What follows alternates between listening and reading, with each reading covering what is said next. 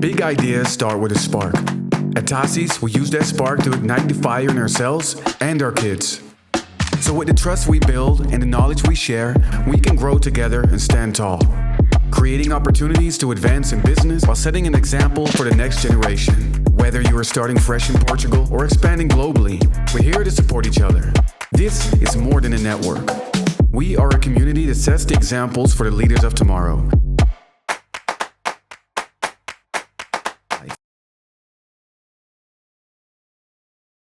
Hi Arjun, welcome to a very special episode of The Scene. It's going to be a bit shorter interview today. First off, I wanted to talk about great learning because you bootstrapped the startup to a $600 million acquisition. And I was reading a lot online about some of the scrappier ways that you guys made ends meet in the beginning, such as instead of hiring a videographer, you guys hired a wedding photographer to do all your initial content. And I was wondering, how did bootstrapping and having that scrappier initial approach to a startup change your outlook and maybe how it changed how the startup grew? Yeah, I think for me, before I ended up there, I actually worked in companies that had funded, and I really did not enjoy that process where, you're almost running on a timeline that you've raised this much money, you have X number of months, and within that many months, you have to see how to use that capital. And it's honestly being funded externally, and then you're using that money to prove your business out. Right. So another approach which I enjoyed, and this is what the great learning approach was, is to get your customers to pay for your products and services, and that's basically the bootstrapping approach.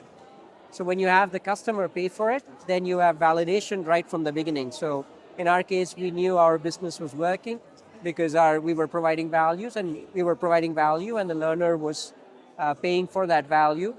So many times I think businesses end up going in the wrong direction because they've raised external capital and there is no discipline to provide that value to the customer on day one. Whereas when you have to bootstrap, you have to provide value on day one.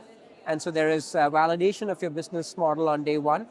And for me, that's a business that I enjoy building. However, there are certain businesses that don't lend itself to that, especially businesses that require a lot of upfront capital in sectors that require deep technology, for example. Whereas in our business, we did not require that initial upfront capital. So it kind of lend itself to the model that we talked about. But it's a good model because then you have validation, you can control your destiny as opposed to having somebody else, if you raise money, dictate terms.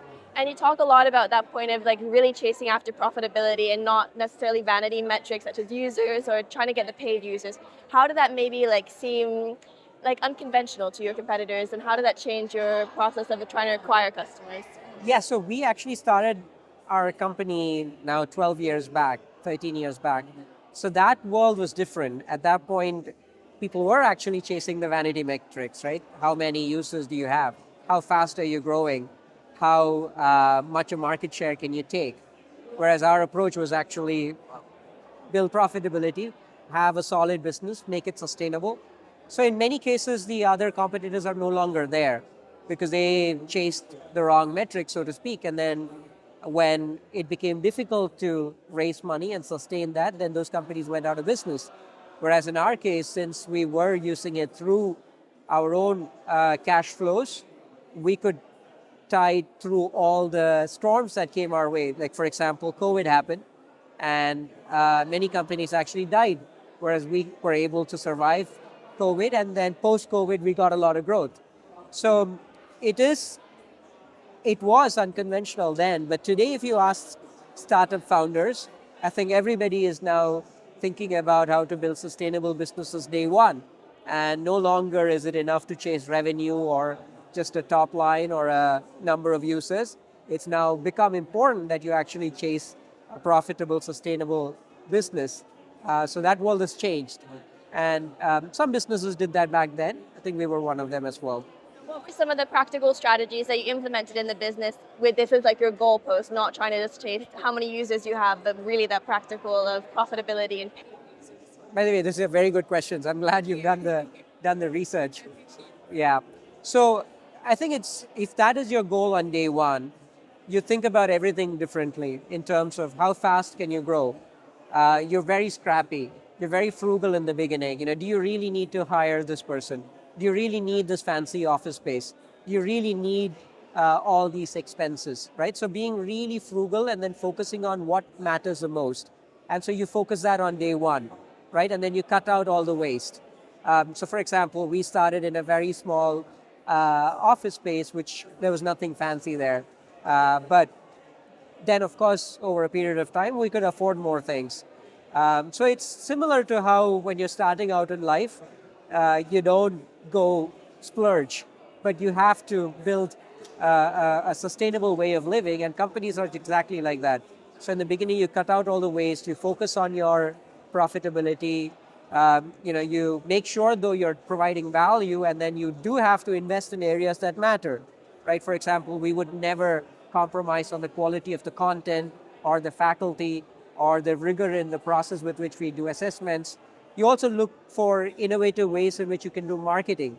Otherwise, that's a big expense, right? So you really look at ways in which you can reduce your waste and spends in areas that don't make sense and focus on ones that have the best return. And you're forced to do it. You're forced to be very disciplined about money. And that becomes a competitive advantage also, because the companies that are not disciplined, when cash kind of dries out, then you don't have a way to succeed. And that becomes a principle and discipline that gets enforced through everybody in the organization, not just the leadership. Everybody starts behaving in that way. It becomes a culture, exactly. And that becomes the biggest competitive advantage of the culture, right? Of being disciplined, of being scrappy, of being frugal, but also of looking at excellence, making sure you derive value, you give value to the learner, to the customer. So yeah, that's the way you go. How were you conscious about like maintaining that culture as you grew and then ultimately got acquired and the team grew bigger and you obviously had more funding? How did you keep that as a culture? Yeah, again, very good question. I think, see, culture has to some extent, come from the top. The leadership has to be there. So you exhibit culture day in and day out. It's not enough. Of course, you talk about it, you communicate it, but you also exhibit it. How do you show up for work? And when you see something that's not correct, you have to call it out. And if you see something that is a good exhibition of the positive values, then you amplify it, you call it out. And then you have some key folks within the team who really imbibe that culture. So exactly how the leadership imbibes the culture, you have a few people within the team also who live and breathe that.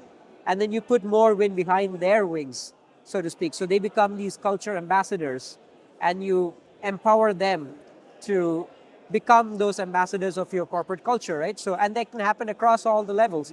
It doesn't have to be the number 2, number 3, or the mid-management who does that. Even somebody who's just joined the company could be a great ambassador of the values and the culture. So you then give them more visibility, right? So culture becomes something that you breathe in and day out, and then you show that, you exhibit it, and then you amplify it when you see good aspects. You squash elements that you don't want to happen. So it's just something that you have to, work on it every day, and then keep at it.